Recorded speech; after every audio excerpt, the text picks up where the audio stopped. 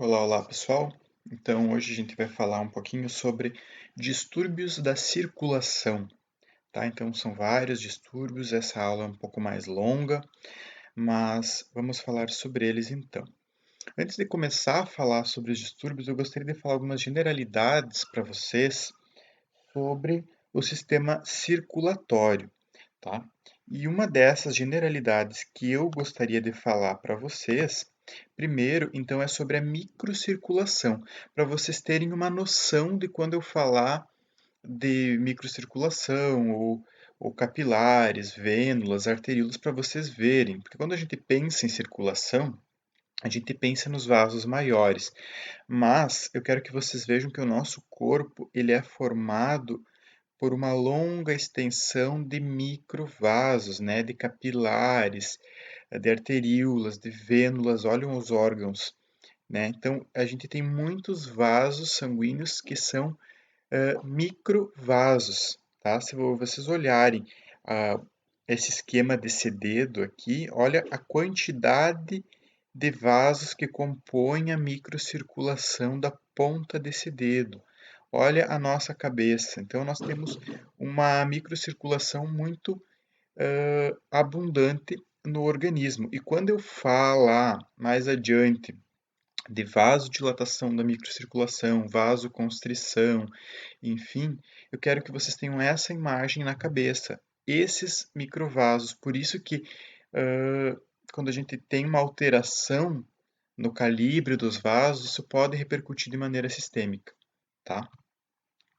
E essa foto tem uma foto muito interessante, porque isso aqui são células do nosso tecido, tá?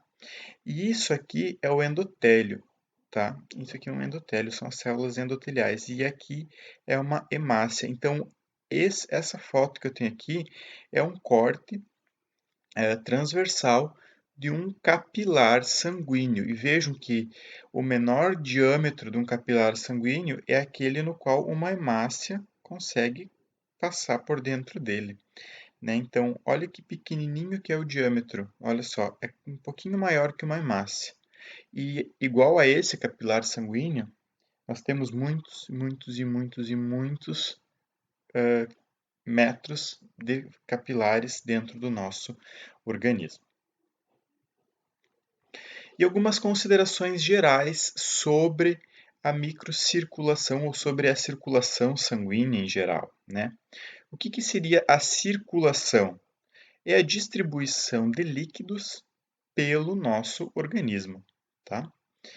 E esses líquidos eles são impulsionados pelo nosso coração, que é a bomba propulsora. Lá na fisiologia a gente estuda isso, que o coração é a bomba propulsora, e ela impulsiona, ela estimula a circulação de sangue pelos vasos, né? Então nós temos dois tipos de vasos. Os vasos sanguíneos, no qual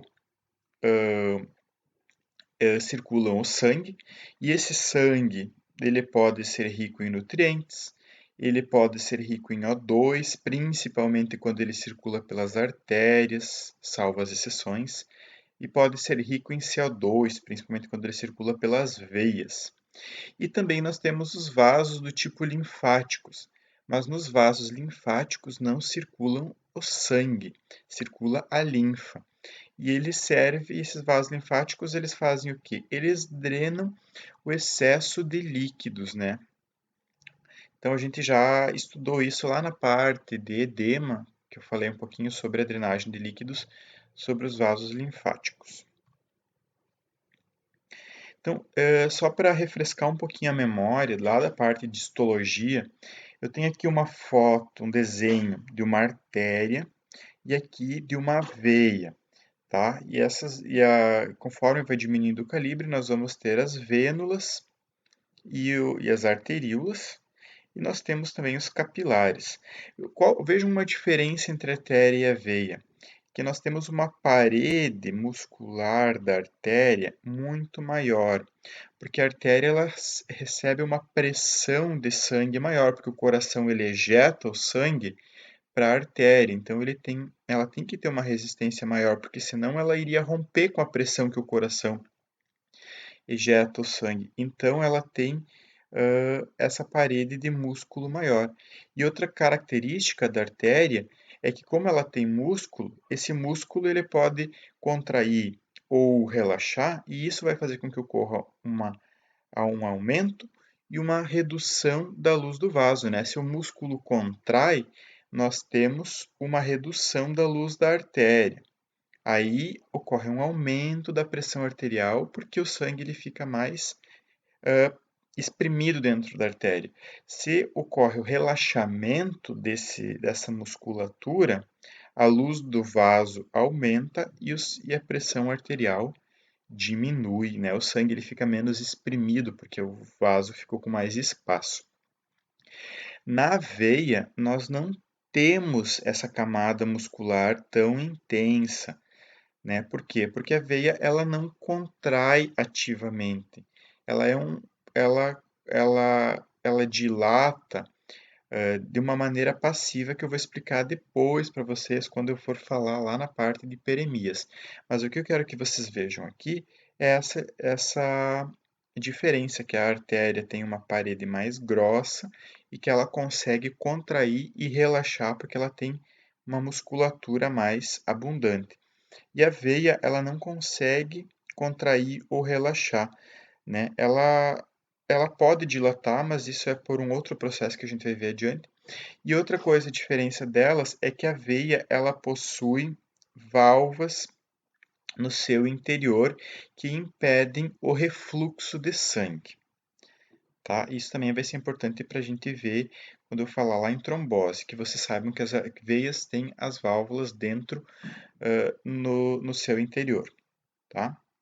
E elas podem se ramificar e ir diminuindo o calibre, as veias viram vênulas, as artérias viram arteríolas, até que elas se encontram, elas sofrem uma anastomose, né?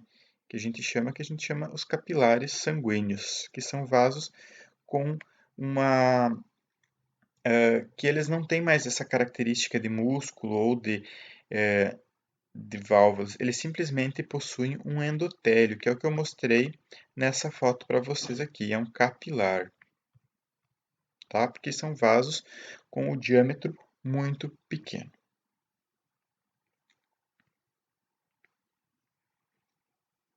Então, a movimentação do sangue, ela depende da ejeção produzida pelo miocárdio, e isso é quantificado através do débito cardíaco. O que é o débito cardíaco? É quantos mililitros, ou seja, quantos ml de sangue por minuto o coração consegue bombear. Ou seja, se aumenta o débito cardíaco, quer dizer que o coração bombeia mais sangue, ou seja, mais ml de sangue por minuto. Se o débito está reduzido, o coração bombeia menos. Tá? Então, se a gente fizer um exercício físico, nosso coração vai bater mais forte. Então, nós vamos ter um débito de sangue maior, porque nós precisamos oxigenar mais os tecidos, a gente precisa mandar mais sangue para o tecido, a gente vai mandar mais ml de sangue por minuto, tá? Isso é o débito cardíaco. E o sangue, só para relembrar lá da histologia, da fisiologia, ele é uma suspensão. O que é uma suspensão? Quando a gente tem fases que não se misturam. O que isso quer dizer? Que o sangue ele contém células e contém o plasma, e eles não se misturam, tá? Essas células, elas são os eritrócitos, que são os nossos glóbulos vermelhos, glóbulos brancos e as plaquetas. E o plasma, ele é uma mistura de eletrólitos, sódio, cloreto, cálcio, potássio, também tem proteínas, também tem água, outros componentes como glicose, pode ter ureia, creatinina, enfim.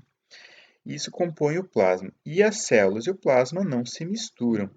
Tanto que, se a gente coletar um tubo com sangue e deixar por algumas horas ou alguns dias, a gente vai ver que ocorre a separação, né? Porque as células elas vão decantar no fundo do vaso e na parte mais superior a gente só vai ver o plasma. que é o que acontece para a gente avaliar o hematócrito, né? Para a gente ver, o paciente tem anemia. O que é a anemia? É a falta de glóbulos vermelhos. Então, como é que a gente vê isso? A gente coleta um capilar, enche um capilar com sangue. Esse capilar ele é todo composto por sangue. Aí a gente coloca numa centrífuga esse capilar. Ali fecha uma das pontinhas, coloca ele numa centrífuga e as células elas vão fazer o quê? Como elas são pesadas, elas vão decantar no fundo desse capilar. E na parte superior vai ficar o plasma, tá? Então isso que a gente vai ver se o paciente está anêmico ou não. Então, se ele tem pouca parte de contar isso aqui em vermelho, são as células vermelhas, né? Os eritrócitos. Se a gente tem uma fração pequena de eritrócitos aqui, se só ficou um fundinho de eritrócito, quer dizer que o paciente está muito anêmico. O resto tudo vai ser plasma, tá? Então, é só para mostrar para vocês o que é o sangue, que ele é composto por células e pela parte líquida, que é o plasma, né?